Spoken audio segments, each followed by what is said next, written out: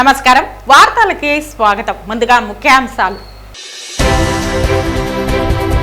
పుంగనూరులో గత ఆదివారం అదృశ్యమైన చిన్నారి అస్పియా మృతిపై వీడిన మిస్టరీ.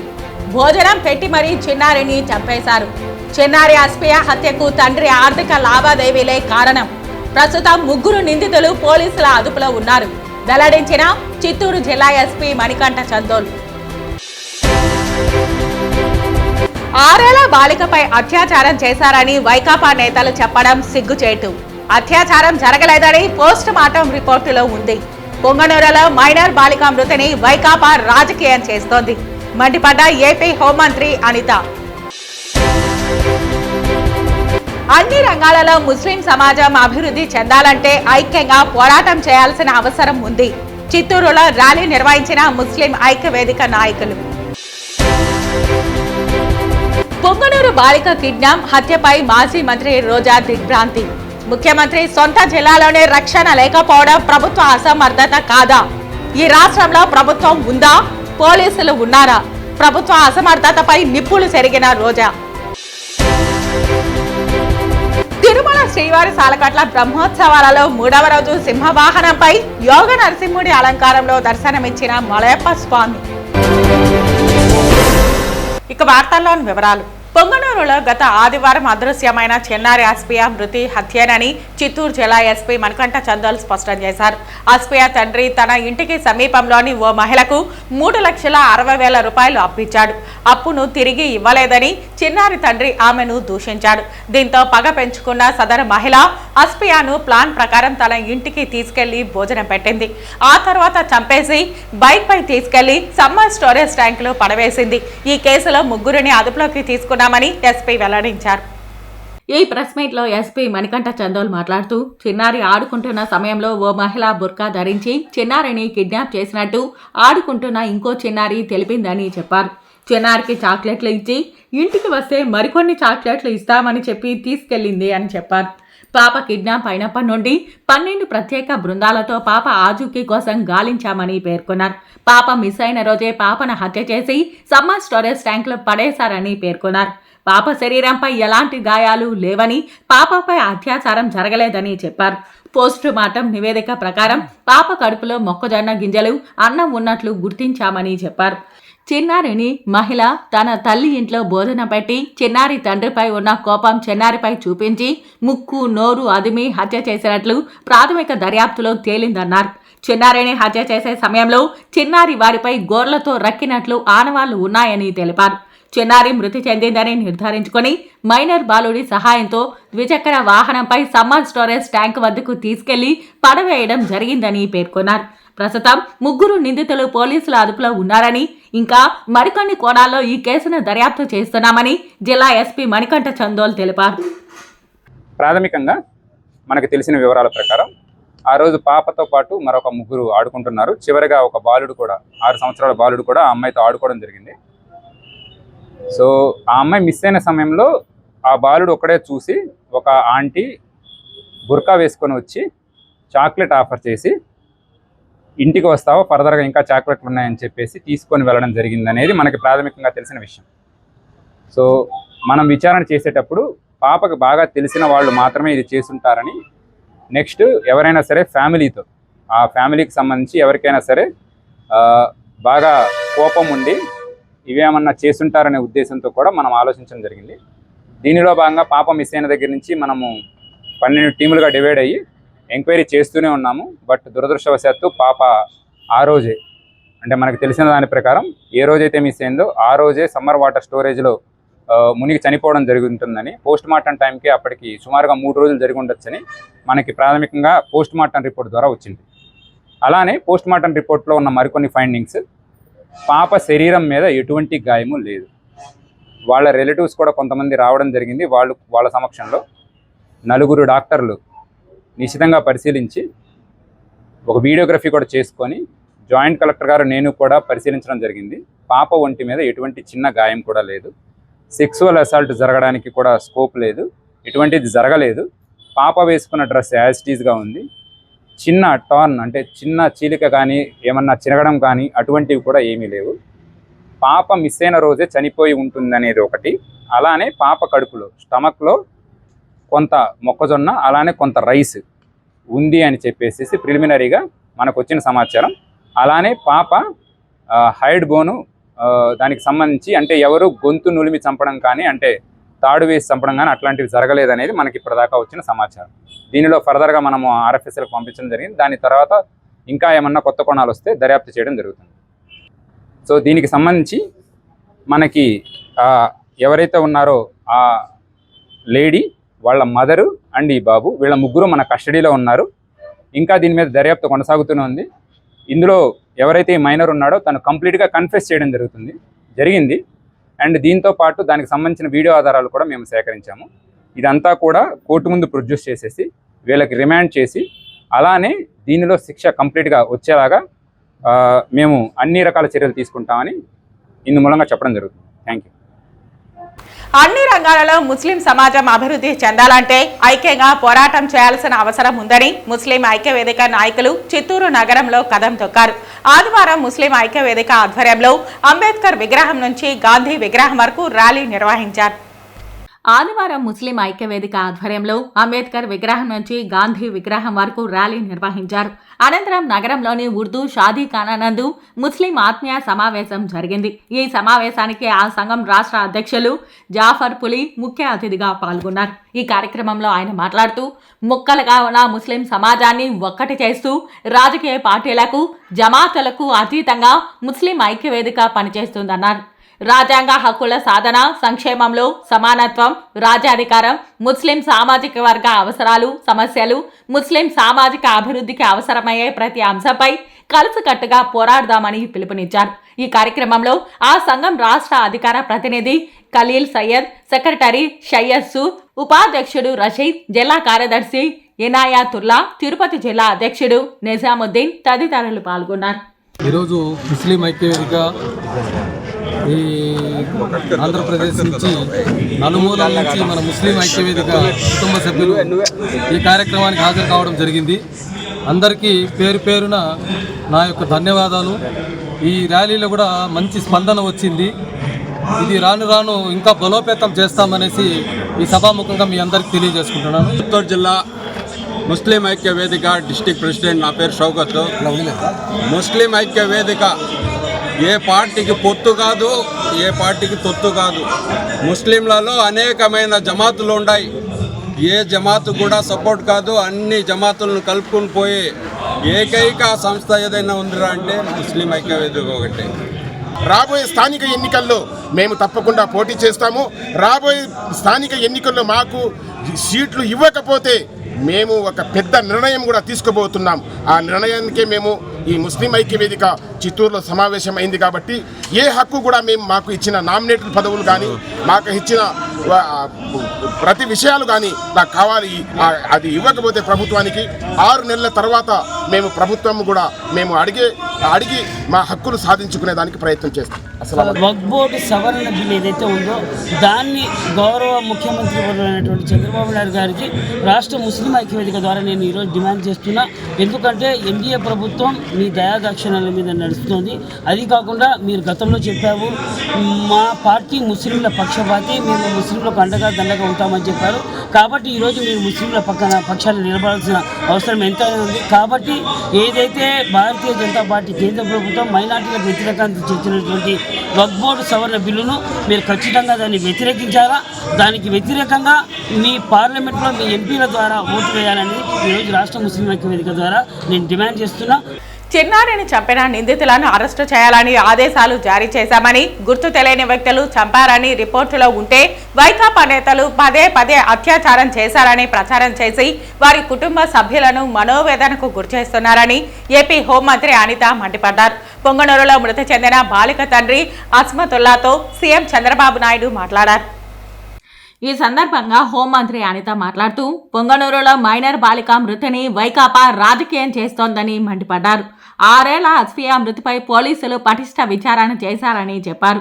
పోలీసులు తక్షణం స్పందించారని మృతి చెందిన బాలిక తల్లిదండ్రులు చెబుతున్నారు. డాగ్ స్క్వాడ్, క్లూస్ టీం పోలీసులు విచారణ చేస్తున్నారని తెలిపారు. 6 ఏళ్ల బాలికపై అత్యాచారం చేశారని వైకాపా నేతలు చెప్పడం సిగ్గుచేటన్నారు. అత్యాచారం జరగలేదని పోస్ట్ మార్టం రిపోర్టులో ఉందని పేర్కొన్నారు. గుర్తు తెలియని వ్యక్తులు చంపారని రిపోర్టులో ఉంటే వైకాపా నేతలు పదే పదే అత్యాచారం చేశారని ప్రచారం చేసి వారి కుటుంబ సభ్యులను మనోవేదనకు గురిచేస్తున్నారని పేర్కొన్నారు. వైకాపా నేతల రాకను స్వాగతిస్తున్నామని చెప్పారు. జగన్మోహన్ రెడ్డి సీఎంగా ఉండగా పులివెందులలో జగన్మోహన్ రెడ్డి ఇంటి పక్కనే సామూహిక అత్యాచారం చేసిన 5 ఏళ్లలో కేసును తేల్చలేదా అని చెప్పారు. పరామర్శకు పులివెందుల వెళితే అట్రాసిటీ కేసులు పెట్టారని విమర్శించారు. జగన్మోహన్ రెడ్డి పాలనలో వందలాది మహిళలపై మిస్సింగ్ కేసులు, అత్యాచారం కేసులు నమోదయ్యాయని పేర్కొన్నారు. పొంగనూరు టౌన్లో 29వ తారీఖున రాత్రి 7:30 గంటలకి ఒక మైనర్ 6 సంవత్సరాల మైనర్ బాలిక అపహరణకు గురవటం మనందరికీ కూడా తెలుసు. అపహరణకు గురైన వెంటనే సుమారుగా రాత్రి 11 గంటల టైంలో వాళ్ళ ఫాదర్ పోలీస్ స్టేషన్కి వచ్చి కంప్లైంట్ ఇవ్వగా సుమారుగా ఎస్పీ దగ్గర నుంచి డిఎస్పీ లెవెల్ ఆఫీసర్స్ కానీ చుట్టుపక్కల సిఐలు ఎస్ఐలు అందరూ కూడా సుమారుగా 2 రోజులుగా దగ్గర 12 టీములను ఏర్పాటు చేసి ఆ అమ్మాయి అపహరణకు గురైన అమ్మాయి సజీవంగా దొరకాలి అని చెప్పి చాలా పెద్ద ఎత్తున వాళ్ళందరూ కూడా సెర్చ్ చేయడం మొదలుపెట్టారు, దర్యాప్తు చేయడం మొదలుపెట్టారు, వెతకడం మొదలుపెట్టారు.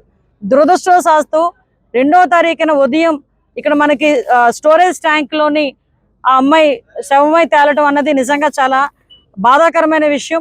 నిజంగా ఒక తల్లిదండ్రులకి తీరని శోకం అది.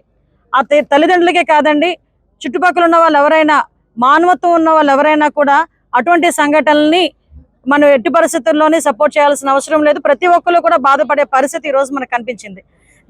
అల్లారు ముద్దుగా పెంచుకున్న 6 సంవత్సరాల పిల్ల బయట ఆడుకుంటా ఉంటే సడన్ గా శవమై తేలి 2 రోజుల తర్వాత ఇంటికి వచ్చిందంటే ఆ తల్లిది కానీ తండ్రి కానీ నిజంగా పడ్డ బాధ వర్ణనాతీతం. అటువంటి సందర్భంలో మేమందరం కూడా, ఎందుకంటే అమ్మాయి సజీవంగా దొరకాలి అని చెప్పి పోలీస్ డిపార్ట్మెంట్ దగ్గర నుంచి ఇక్కడ రాజకీయ నాయకులు కానీ, ఇక్కడ ఇన్ఛార్జి గారు కానీ, లోకల్ మంత్రి గారు కానీ అందరూ కూడా పర్టికులర్ గా డిపార్ట్మెంట్ మీద ప్రెజర్ పెట్టి డిపార్ట్మెంట్ కూడా ఎన్ని రకాలుగా సపోర్ట్ చేశారంటే దగ్గర టవర్ డంప్ తీసుకొస్తే 2800 ఫోన్ కాల్స్ టవర్ డంప్ లో దొరికినాయి. ఆ 2800 ఫోన్ కాల్స్ ని కూడా దగ్గర 10 టీములు సపోర్ట్ చేసినాయి. ఎందుకు ఈ విషయాలన్నీ క్లియర్ గా చెప్తున్నానంటే చాలా ఈజీగా గవర్నమెంట్ మీద ఒక అపవాదం వేయడం బాగా అలవాటు అయిపోయింది. లేదు అనుకుంటే డిపార్ట్మెంట్ మీద ఏదో ఒక రకంగా మాట్లాడడం అలవాటు అయిపోయింది. అపహరణకి గురైంది అని కేసు నమోదు చేసిన మరుక్షణం నుంచి ఆ అమ్మాయి దొరికినంత వరకు కూడా దగ్గర 12 టీములు వర్క్ చేసినాయి. టవర్ డంప్ తీసుకొచ్చారు. వాళ్ళతోనే కాకుండా సామాజిక స్పృహతో ముస్లిం మైనారిటీకి సంబంధించిన మత పెద్దలు కానీ సుమారుగా 100 మందికి పైగా, అదేవిధంగా పొంగనూరులో ఉన్న చాలా మంది పెద్దలందరూ కూడా అన్ని మతాలకు అతీతంగా బయటకు వచ్చి ఆ అమ్మాయి సజీవంగా దొరకాలని చెప్పేసి అందరూ కూడా సెర్చ్ చేయడం మొదలుపెట్టారు, సహకరించారు. దురదృష్టవశాత్తు ఆ అమ్మాయి మనకి సమయం తేలటం నిజంగా చాలా దురదృష్టం. దాన్ని కూడా రాజకీయం చేయడానికి ఈ రోజు బయటకు వచ్చి మాట్లాడే పరిస్థితి. ఆ అమ్మాయి దొరికిన తర్వాత నుంచి నేను కంటిన్యూస్ గా ఎస్పీ గారితో మాట్లాడటం, అఫీషియల్ గా మన సీఎంఓ ఆఫీస్ నుంచి కూడా మాట్లాడటం, మంత్రి గారు కానీ, ఇక్కడ లోకల్ ఇన్ఛార్జి గారు కానీ, ఫరూక్ గారు కానీ అందరూ కూడా కంటిన్యూగా ఏమైంది, ఎంతవరకు వచ్చింది నిందితులను పట్టుకోవడం అంటే ఆ రోజునే ఇంచుమించుగా ఒక 5-6 తీసుకొచ్చి వాళ్ళందరినీ కూడా దర్యాప్తు చేసి ఈ రోజు ఒక 3 అరెస్టు చూపించే పరిస్థితి ఈ రోజు వచ్చాం. ముఖ్యమంత్రి సొంత చిత్తూరు జిల్లా పొంగనూరు నియోజకవర్గంలో 7 ఏళ్ల పాప కిడ్నాప్ చేసి కిరాతకంగా హత్య చేసిన ఉదంతం గుండెను పిండేస్తోందని, ఆడపిల్లలు ఉన్న తల్లిదండ్రులు పిల్లలను స్కూల్కి పంపాలంటే భయమేస్తోందని మాజీ మంత్రి ఆర్కే రోజా ఆవేదన వ్యక్తం చేశారు. ముఖ్యమంత్రి సొంత జిల్లాలోనే రక్షణ లేకపోవడం ప్రభుత్వ అసమర్థత కాదా అని రోజా ప్రశ్నించారు. గత నెల 29న అదృశ్యమైన పాప 4 రోజుల పాటు ఆ సమీప ప్రాంతాలలోనే ఉన్న ప్రభుత్వ నిర్లక్ష్యం కారణంగా గుర్తించలేకపోయారని పేర్కొన్నారు. వారం తర్వాత ఇంటికి 4 కిలోమీటర్ల దూరంలోనే బాలిక శవమై కనిపించిందంటే హోంమంత్రి, డిప్యూటీ సీఎంలు ఏం చేస్తున్నారని ప్రశ్నించారు. ఈ రాష్ట్రంలో ప్రభుత్వం ఉందా, పోలీసులు ఉన్నారా అని మండిపడ్డారు. పోలీసులను రెడ్ బుక్ రాజ్యాంగాన్ని అమలు చేయడానికి, తప్పుడు కేసులు పెట్టడానికి ఉపయోగిస్తున్నారని చెప్పారు. మహిళలు, పసిబిడ్డల భద్రత కోసం ఎవరూ లేరని మండిపడ్డారు. తప్పుడు కేసులు పెట్టడానికి మదనపల్లె ఫైల్స్ కేసుకు ప్రత్యేక హెలికాప్టర్ను పంపిన ప్రభుత్వం ఫైల్స్కి ఇచ్చిన విలువ ఆడబిడ్డలకు ఇవ్వదా అని ప్రశ్నించారు. లోకేష్ నియోజకవర్గంలో 24 గంటల్లో 3 మహిళలపై అత్యాచారం జరిగిందంటే పాలించే అర్హత వీళ్లకు ఉందా అని ప్రశ్నించారు. హోంమంత్రి పక్క నియోజకవర్గంలో రాంబిల్లిలో ఒక యువతి కాపాడమని కోరినా పట్టించుకోకపోవడంతో జైలు నుంచి వచ్చి నిందితుడు చంపేశాడని వాపోయారు. ఇప్పటికైనా కక్ష సాధింపుతో దిశ చట్టాన్ని మహిళా పోలీసులను నిర్వీర్యం చేయకుండా బలోపేతం చేయండి అని తెలిపారు. మిమ్మల్ని కన్న తల్లి కూడా ఆడదే అని గుర్తు తెచ్చుకొని మహిళా రక్షణను పెంచండి అని చెప్పారు. తక్షణం పుంగనూరు ఘటన నిందితులను అరెస్టు చేయాలని మాజీ మంత్రి రోజా డిమాండ్ చేశారు. హోంమంత్రి ఒక ఆడపిల్ల ఖచ్చితంగా ఆడవాళ్ళ గురించి తెలుసుకొని ఆడవాళ్ళకి న్యాయం చేస్తుందన్న నమ్మకంలో ఈరోజు ఏ విధంగా మట్టేశారో మనం చూస్తున్నాం. ఈరోజు కూడా మీరు చూస్తే జగన్మోహన్ రెడ్డి గారు పుంగనూరుకి 9వ తేదీ వస్తున్నారు అని తెలియగానే ఎక్కడ తమ ప్రభుత్వ అసమర్థన పరిపాలన బయటకు వస్తుందో, రాష్ట్రంలో జరుగుతున్న అన్ని విషయాల గురించి జగన్మోహన్ రెడ్డి గారు అక్కడ ప్రస్తావిస్తే తమ పరువు పోతుందన్న భయంతో ఈరోజు ప్రభుత్వం హోంమంత్రి పరుగులు తీస్తున్నారు పుంగనూరుకి. మరి ఎందుకు నీ పక్క నియోజకవర్గంలో నువ్వు వెళ్ళలేదు? ముచ్చిమర్రికి ఎందుకు వెళ్ళలేదు? గుడ్లవల్లేరుకి ఎందుకు వెళ్ళలేదు? అలాగే లోకేష్ గారి నియోజకవర్గానికి ఎందుకు వెళ్ళలేదు? బాధ్యత లేదా హోంమంత్రికి? బాధ్యత లేదా ముఖ్యమంత్రికి? బాధ్యత లేదా డిప్యూటీ ముఖ్యమంత్రికి? ఇప్పటికైనా జగన్మోహన్ రెడ్డి గారి మీద కక్ష సాధింపుతో ఆయన తీసుకొచ్చిన దిశ యాప్ని, దిశ పోలీస్ స్టేషన్ని, అలాగే మహిళా పోలీసుల్ని నిర్వీర్యం చేయడం కాదు, వాటిని బలోపేతం చేసి మహిళల్ని రక్షించే బాధ్యత తీసుకోండి. ఎందుకంటే ఇంతవరకు ఒక్క క్యాబినెట్లో కూడా మీరు మహిళా భద్రత కోసం చర్చించలేదు. మహిళా భద్రత కోసం ఒక్క జీవో తీసుకురాలేదు. మహిళా భద్రత కోసం ఒక్క వ్యవస్థను కూడా తీసుకురాలేదు. కనీసం ఎప్పుడైనా బుద్ధి తెచ్చుకొని, మిమ్మల్ని కన్నది కూడా ఒక ఆడదే తల్లి, అలాంటి వాళ్ళే ఈ రాష్ట్రంలో ఆడపిల్లలు ఉన్న విషయాన్ని గుర్తించి వాళ్ళని రక్షించే విధంగా మరి దిశ యాప్ని, దిశ పోలీస్ స్టేషన్ని, అలాగే స్పెషల్ కోర్ట్స్ని, మహిళా పోలీసుల్ని బలోపేతం చేయండి. అండ్ ముఖ్యంగా మేము డిమాండ్ చేస్తుంది, పుంగనూరులో 7 ఏళ్ల ఆ పసిబాలికని చంపిన వాళ్ళని వెంటనే అరెస్ట్ చేయాలని కూడా డిమాండ్ చేస్తున్నాం. శ్రీవారి సాలకట్ల బ్రహ్మోత్సవాలలో 3వ రోజైన ఆదివారం ఉదయం శ్రీ మలయప్ప స్వామి సింహవాహనపై యోగ నరసింహుడి అలంకారంలో దర్శనమిచ్చారు. వాహనం ముందు గజరాజులు నడుస్తుండగా భక్తజన బృందాలు, భజనలు, కోలాటాలు, జియంగార్ల గోష్ఠితో స్వామివారిని కీర్తిస్తుండగా మంగళ వాయిద్యాల నడుమ స్వామివారి వాహన సేవ కోలాహలంగా జరిగింది. శ్రీవారు 3వ రోజు ఉదయం దుష్ట శిక్షణ, శిష్ట రక్షణ కోసం సింహ వాహనాన్ని అధిరోహించారు. సింహం పరాక్రమానికి, ధైర్యానికి, తేజస్సుకు, ఆధిపత్యానికి, మహాధ్వనికి సంకేతం. ఉదయం నిద్ర లేవగానే దర్శించే వస్తువుల్లో సింహ దర్శనం అతి ముఖ్యమైంది. సింహరూప దర్శనంతో పైన పేర్కొన్న శక్తులన్నీ చైతన్యవంతమవుతాయి. సోమర్తనం నశించి పట్టుదలతో ప్రవర్తించి విజయస్ఫూర్తి సిద్ధిస్తుంది. అజ్ఞానంతో ప్రవర్తించే దుష్టులను హరించడంలో నేను, నా వాహనమైన సింహము సమాన ప్రయత్నంతో ఉంటామని ఈ సింహ వాహనోత్సవం ద్వారా శ్రీవారు నిరూపించారు. వాహన సేవలో తిరుమల పెద్ద జిఆర్ స్వామి, చిన్న జిఆర్ స్వామి, కేంద్ర సహాయ మంత్రి Srinivasa Varma, high court judge justice BVLN Chakravarthi, TTD EO J Syamalarao దంపతులు, అదనపు ఈవో సిహెచ్ వెంకయ్య చౌదరి దంపతులు, జేఈఓలు గౌతమి, వీరబ్రహ్మం, సివిఎస్ఓ శ్రీధర్ తదితరులు పాల్గొన్నారు.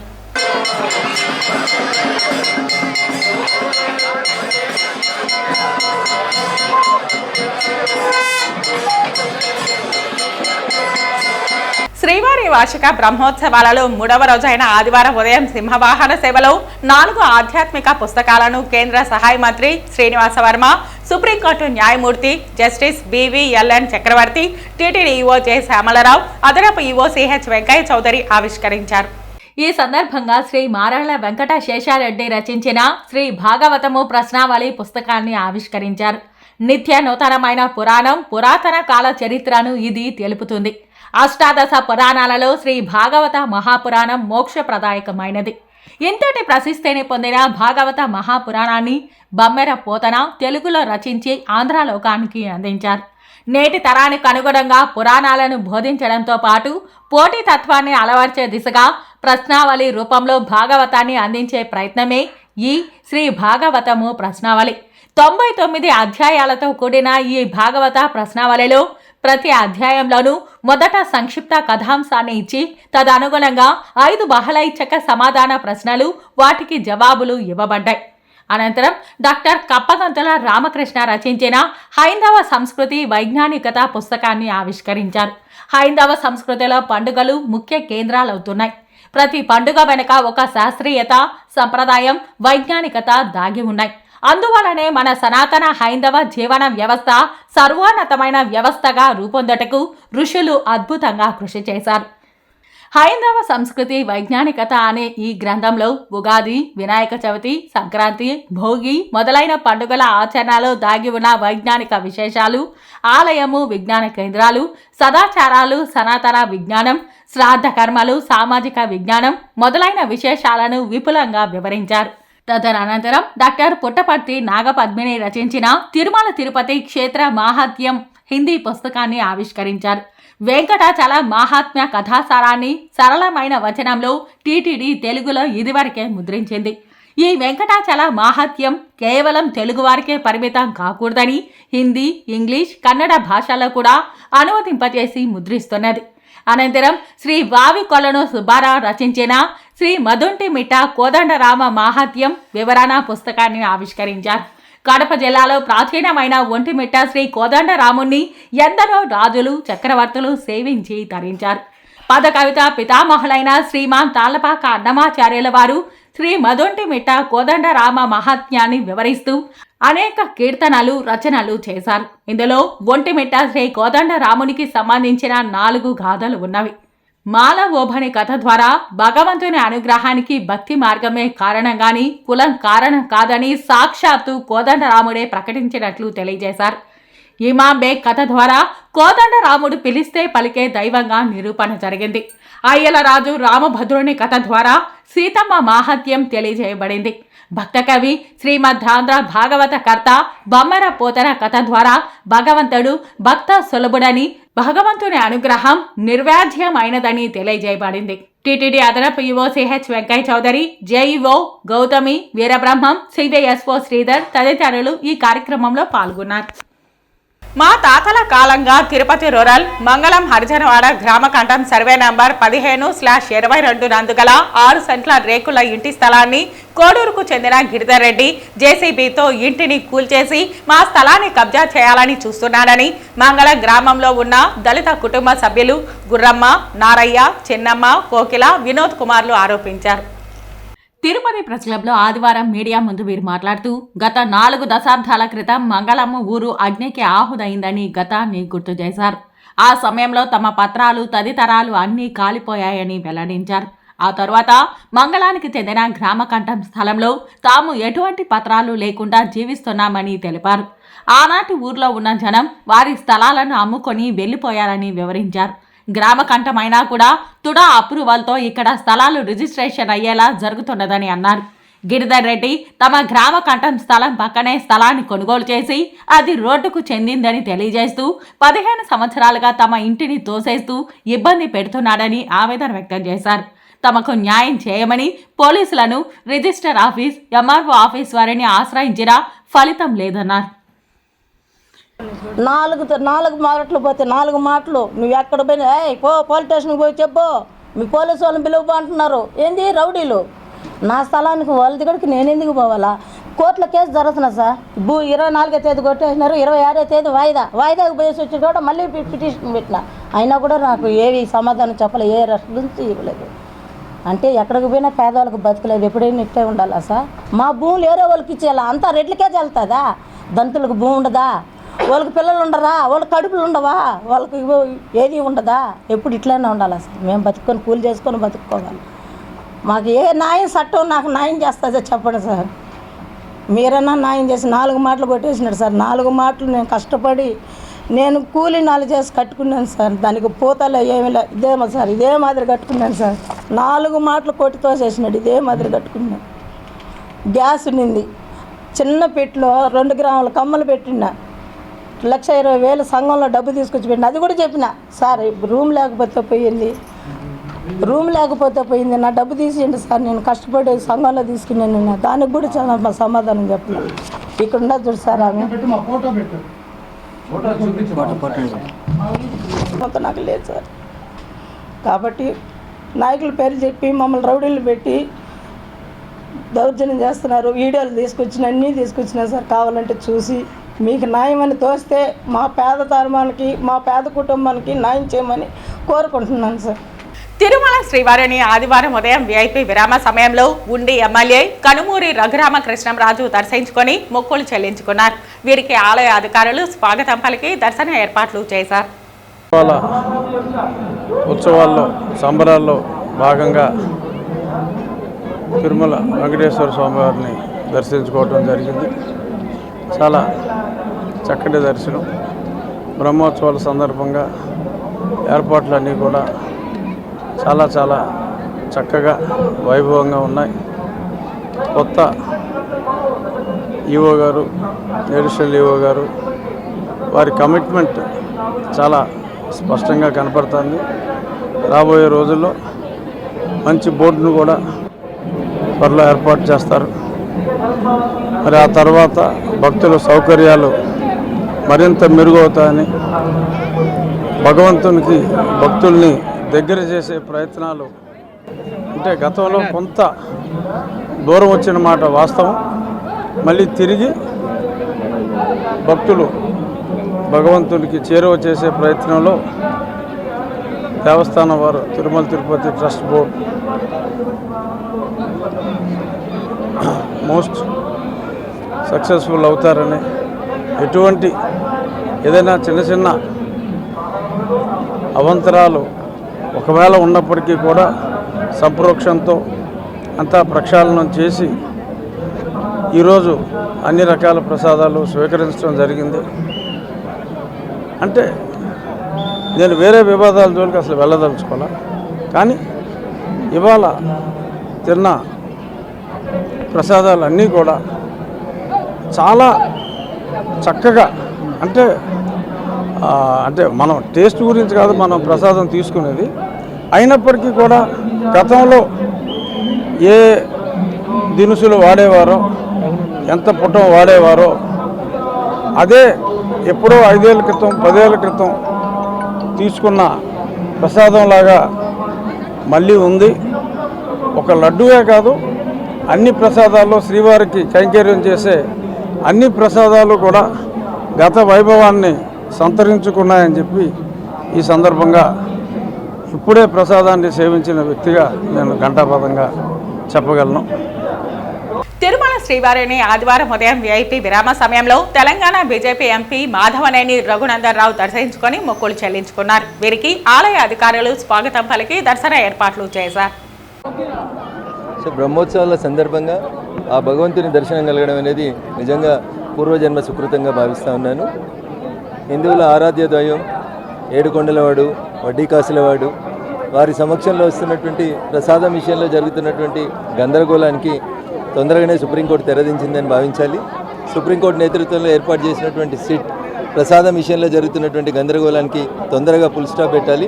ఎందుకంటే కోట్లాది మంది భక్తుల మనోభావాలకు సంబంధించినటువంటి అంశం కాబట్టి హిందుత్వం మీద జరుగుతున్నటువంటి దాడిగా దీన్ని చూస్తూ తొందరగానే విచారణాధికారులు సాధ్యమైనంత తొందరగా ఈ విచారణను పూర్తి చేసి భక్తుల మనోభావాల్ని, విశ్వాసాలని కాపాడాలని, భగవంతుడు అధికారులకు ఆ శక్తినివ్వాలని మనస్ఫూర్తిగా ఆ ఏడుకొండల వాడిని వేడుకుంటా ఉన్నాను.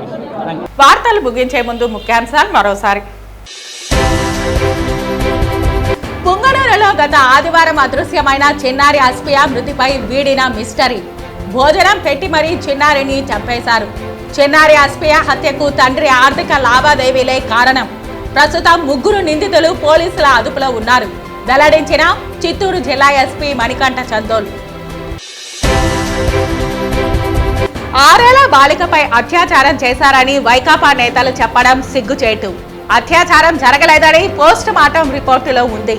పొంగనూరులో మైనర్ బాలిక మృతిని వైకాపా రాజకీయం చేస్తోంది. మండిపడ్డ ఏపీ హోంమంత్రి అనిత. అన్ని రంగాలలో ముస్లిం సమాజం అభివృద్ధి చెందాలంటే ఐక్యంగా పోరాటం చేయాల్సిన అవసరం ఉంది. చిత్తూరులో ర్యాలీ నిర్వహించిన ముస్లిం ఐక్యవేదిక నాయకులు. పొంగనూరు బాలిక కిడ్నాప్ హత్యపై మాజీ మంత్రి రోజా దిగ్భ్రాంతి.